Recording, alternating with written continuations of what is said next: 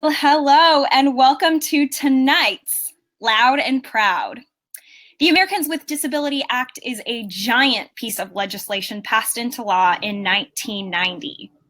But what does it actually do? And what was life like before it passed into law? What changes or additions would the community like to see in the future?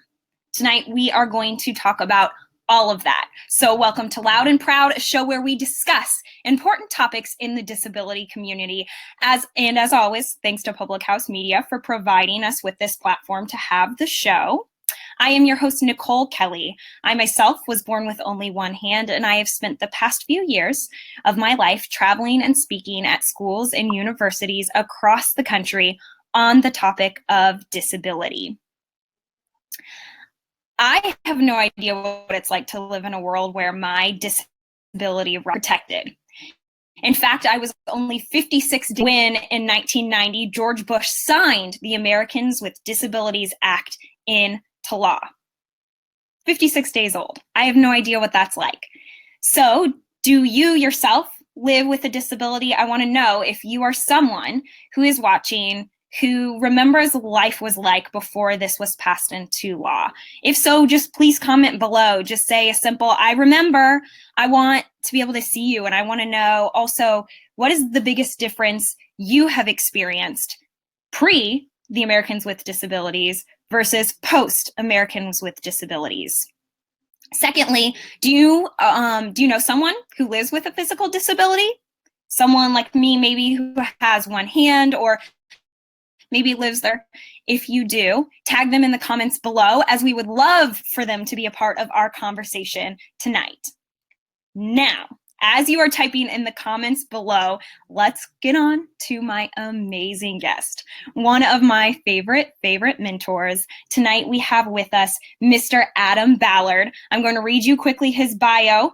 Adam Ballard is the manager of organizing and policy at Access Living here in Chicago, where I am.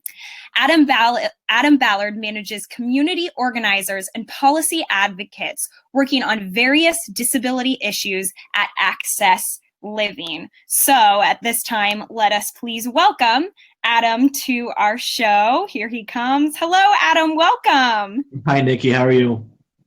I'm so good. Thank you so much for joining us tonight. Glad to be here. Yeah. Can you first start out by telling us, you are indeed in Chicago, correct? That's right. Yep. Can you start by telling us what disability you live with and how kind of that has affected your growing up and where you are today? Sure. So I have a physical disability. I use a power wheelchair full time for mobility. It was a condition that was present at birth. That it affects basically my joints and muscles, and that's why I use a power wheelchair to get around. I've always had limited mobility. I used to walk a little bit with really heavy leg braces. For a while when I was younger, but it was dangerous for me to get around that way. So I switched to the power chair quite a while ago, and it's actually been it's been pretty liberatory to do that. It was really hard to walk, and it actually limited my ability to get into places more when I was walking. Now, because of the ADA and other advances, I can navigate the world pretty well in my wheelchair, and I'm grateful for that. Amazing. Before we jump into ADA, can you also tell us a little bit about, I kind of gave the basis of saying that you work at Access Living, but can you tell us what Access Living does and what your role is there? Yeah, absolutely. So Access Living is the Center for Independent Living in the city of Chicago. Centers for Independent Living, for folks who don't know, are agencies that are governed and staffed. So our board and our staff is made up of a majority of people with disabilities. And for us, our movement, the independent living movement, is cross disability. So it means that there's people with physical disabilities like myself. But there's also folks with sensory disabilities, so people who are blind or deaf, people with cognitive developmental disabilities of different kinds. And the people we serve are definitely, come from a wide variety of disability backgrounds as well. So physical disability is, an important part of what we'll talk about today with the ADA, but it's not the whole story. And it's really important for us to build a movement where people with different kinds of disabilities are supporting each other as well. But as the manager of organizing policy, I work in our advocacy department. Our advocacy department is the part of the organization that is kind of puts the word out about what changes have been made, but also what changes still need to be made to the way the world is. And, we specifically work in the areas of community organizing, which is just getting people together to use their power to make change. We believe that power comes from the people, it comes from the relationships among people, and we use that power to influence, lawmakers, other elected officials, other influential people in government, media, to change the way that they do business and to be more accommodating and welcoming to people with all kinds of disabilities. So in a nutshell, that's what I do. Again, as the manager of organizing policy, community organizing, and some of our policy work falls under my team's work. I want to be you when I grow up. You're changing the world. You really are. Can you tell us then, at its very most basic level, what is the Americans with Disabilities Act? Yeah, so the Americans with Disabilities Act is basically the major piece of civil rights legislation for people with disabilities. It gives us access to public life in a way that we didn't have before. It says that all public spaces must be made accessible to people with disabilities. It provides for accommodations in the workplace. I'm sure we'll revisit that topic during our conversation. It provides for communications access for people who do have difficulty communicating because of their disability, and it really enshrines in a powerful way, in a unique way, rights that had kind of been given to us piecemeal in the few decades prior to its passing through things like the Rehab Act, things like the amendments to the Fair Housing Act, which just a couple years before the ADA was passed was amended to include disability as a protected class for housing discrimination. So these things have started to come to us piecemeal, over the 60s, 70s, and 80s. But we needed that one piece of signature legislation that said that people with disabilities in America have the right to access the same range of opportunities that any other American does. When President George H.W. Bush signed the ADA at the White House in July of 1990, it was at the time, I think it might still be, but at the time for sure, it was the largest attendance at a bill signing ceremony ever at the White House. About 5,000 people showed up on the South Lawn to watch the president sign the bill. And one thing that the president said as he was signing the bill that stuck with our community ever since is, it's time for the shameful wall of exclusion to come tumbling down. So that's really what the ADA is. It's our legal right to be part of American society like everyone else, finally enshrined in law. And it's really important because of that. Amazing. Do you remember life before the ADA? Do you remember things being different for you? And if so, what would that be? A little bit. I was a little older than you were when the ADA passed. I was 9 years old. So I have some memories of life pre-ADA, and even in the first few years after the ADA, it took a while. I mean, still, again, we'll probably come back to this. A lot of places still aren't in compliance, but even in those first few years after the ADA, a lot of places, even public places that were subject to the law, hadn't come into compliance yet. So, I remember, and this still happens sometimes, but not nearly as often, being asked to take a service elevator or come in through the kitchen to get into a restaurant, being led through all these back passageways, dragged up and down flights of stairs, because there wasn't access in the building for me. So architectural access is the biggest change that the ADA has brought so far. Again, public places have become much, much more physically accessible than they ever were. The fight continues to bring some smaller businesses into compliance. That's still an ongoing project, but definitely business access is much more as a whole better than it was before. But it has taken a long time. We're 27 years after the the ADA is passing, and we're still not quite there, but we've made quite a bit of headway. So then you started to mention some of the major changes there.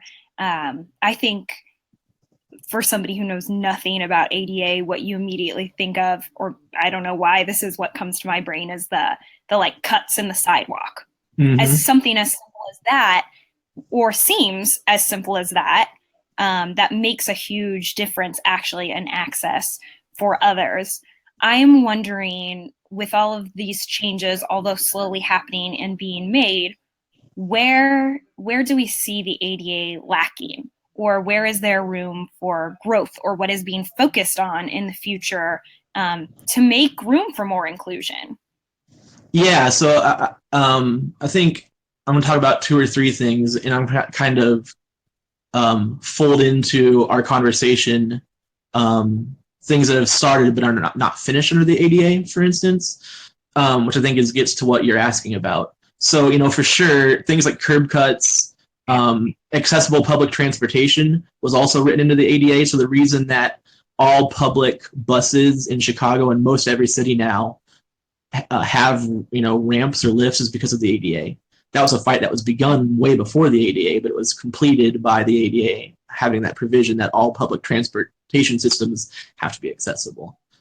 So that curb cuts, accessible public transit are 2 victories that are mainly won. Right? You still see a curb without a cut once in a while. You still, on old rail systems like Chicago's, you see inaccessible stations still.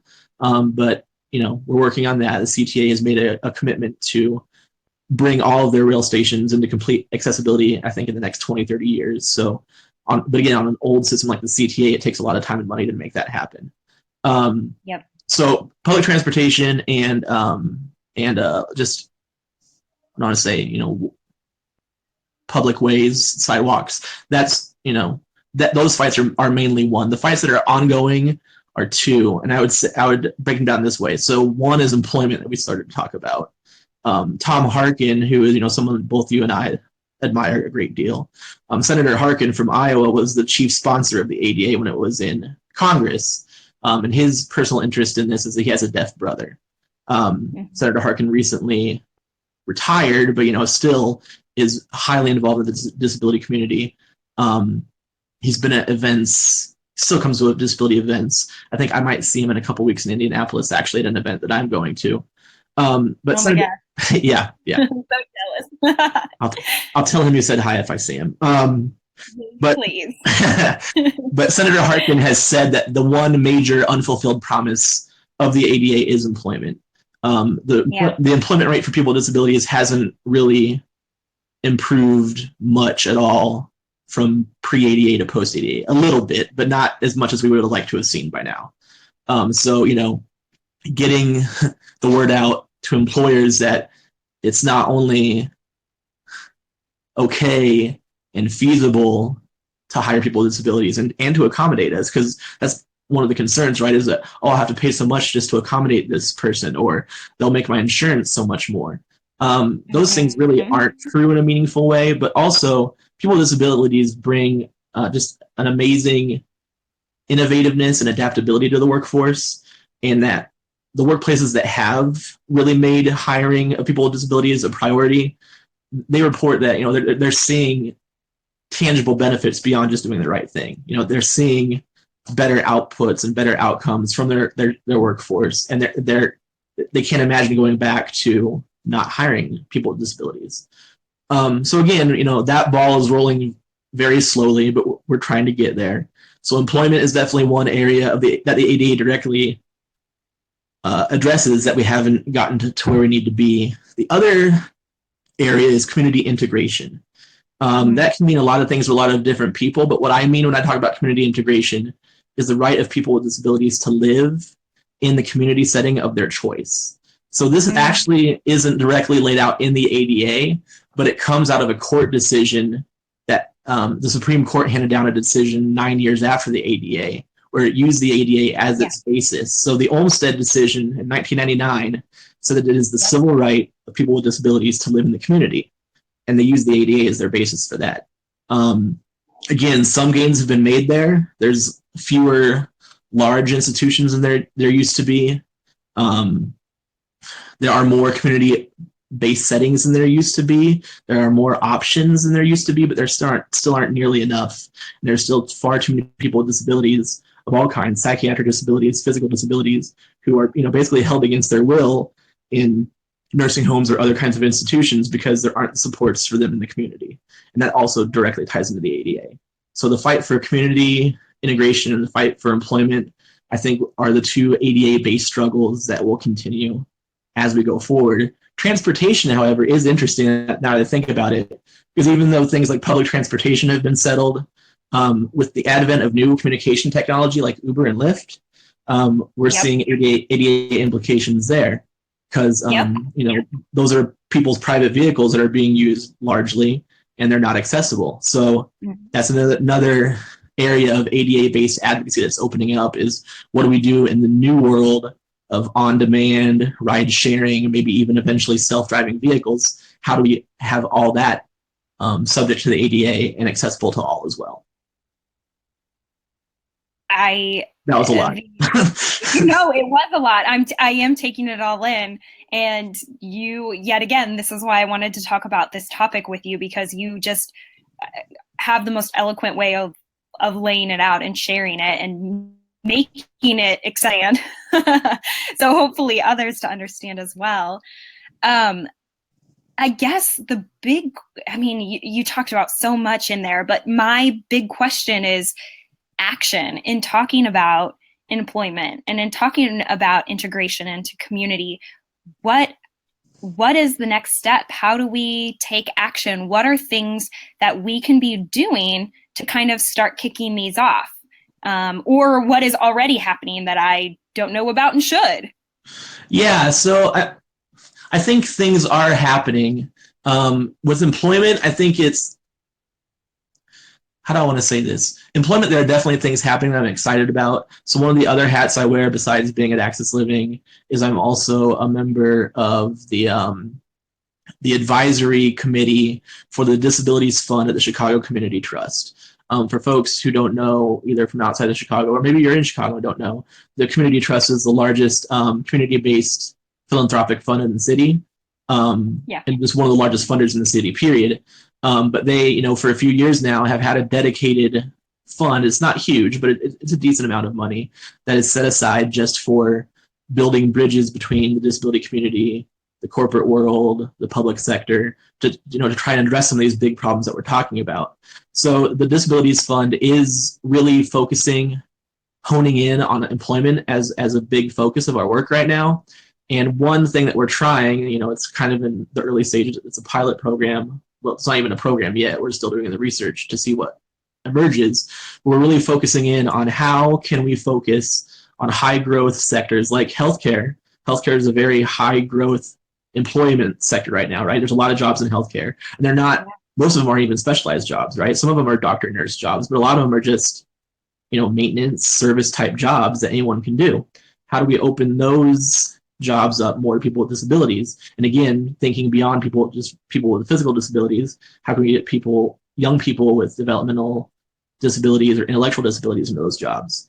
So, there's thinking happening along those lines, trying to connect those dots, I guess, and see where is there untapped potential and where is there opportunity to push into work that hasn't been done before. So that's just one specific example. I know that there's some other things happening in the corporate world that are interesting, but it's all still pretty small scale. And I think we're hoping that if enough of these things catch on and really gain momentum, it'll kind of create a wave effect.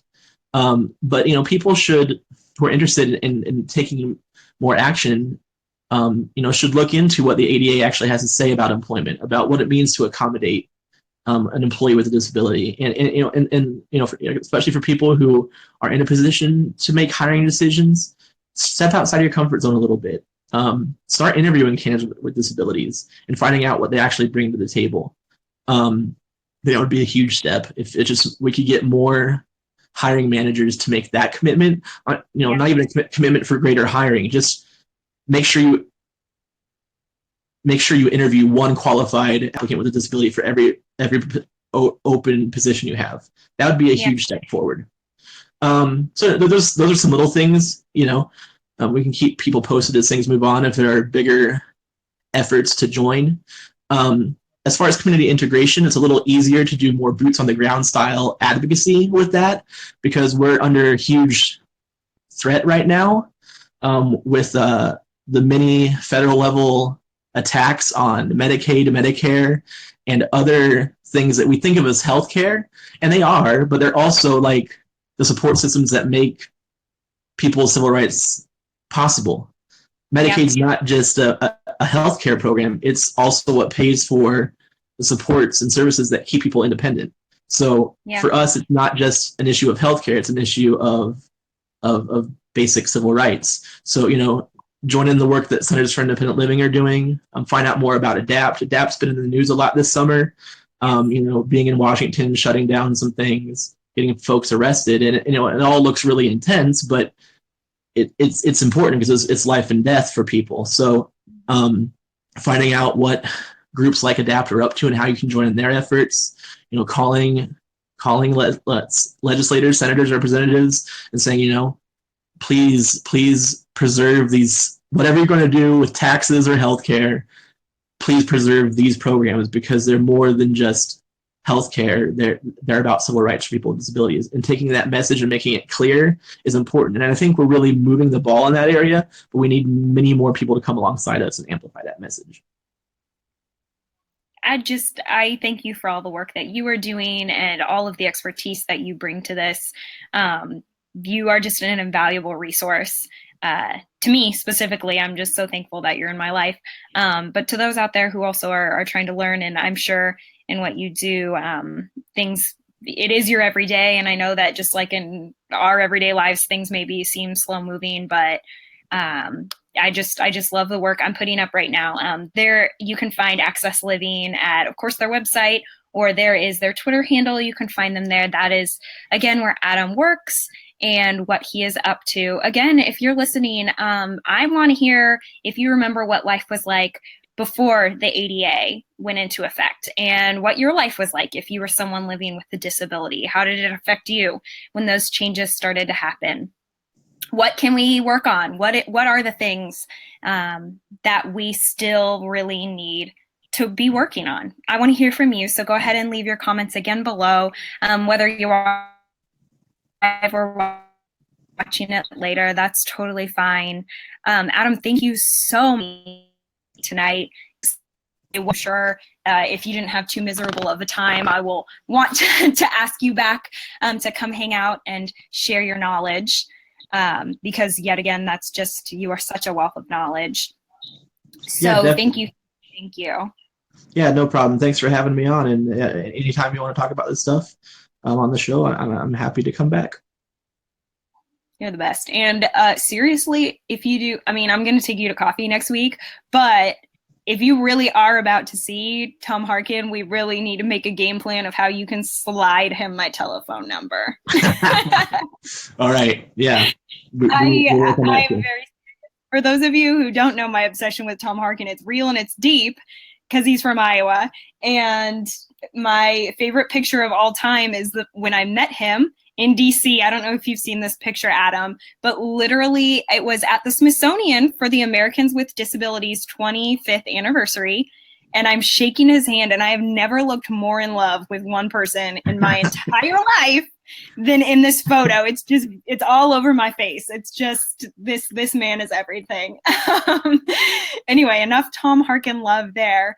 Yet again, just thank you so much, Adam, and thank you again to Public House Media for allowing us, so that you subscribe so you know when this show is happening. It's every week at 8:30 that we are coming live to you with a different topic on disability, but so you're sure that you don't miss it. If you are subscribing to the page, you can get those reminders, and it's no big deal. You don't have to even remember.